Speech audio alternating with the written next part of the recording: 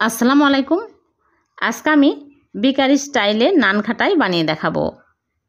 আমি আজকে চুলায় তৈরি করে দেখাবো। আশা করছি আপনাদের ভালো লাগবে। তাহলে চলুন দেখে নিন।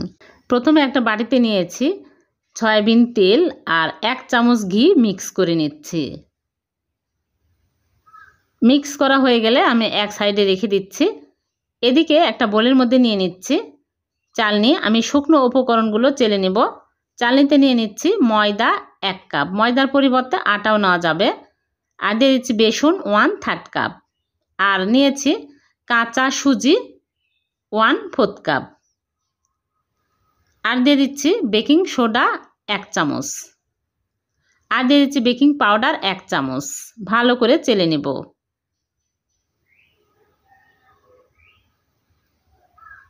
এগুলো ফেলে দিচ্ছি। এখন এর মধ্যে দিয়ে দিচ্ছি চিনি গুঁড়া 1/2 কাপ। চিনি আমি ব্লেন্ডারে গুঁড়া করে নিয়েছি। আস্ত চিনি দেওয়া যাবে না, তাহলে গলবে না। চিনি গুঁড়াই দিতে হবে। আর গুঁড়া দুধ দিয়ে দিচ্ছি 2 টেবিল চামচ। সামান্য পরিমাণে লবণ দিয়ে দিচ্ছি। এখন ভালো করে মিক্স করে নেব।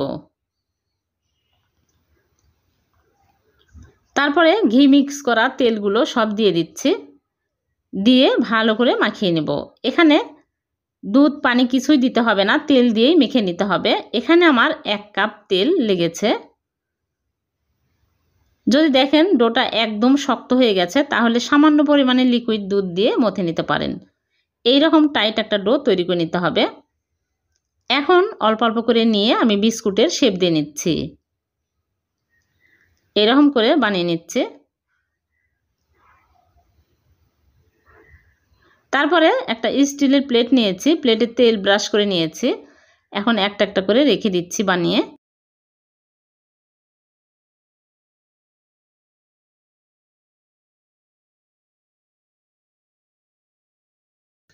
এইরকম করে সবগুলো বানিয়ে নিয়েছি। এখন আমি বিস্কুটের মাঝখানে একটু গর্ত করে নিচ্ছি। এর মধ্যে আমি দিয়ে দিব বাদাম কুচি, কিশমিশ দিলেও দিতে পারবেন। আমি কাজু বাদাম আর কাঠবাদাম কুচি করে নিয়েছি, দিয়ে দিচ্ছি। যে কোনো বাদাম দিতে পারবেন, তাহলে খেতে ভালো লাগবে। তারপরে চুলায় বেক করব। এর জন্য আগে থেকেই চুলায় আমি একটা পাত্র বসিয়ে 5 মিনিট প্রিহিট করে নিয়েছি, আর একটা স্ট্যান্ড বসিয়ে দিয়েছি।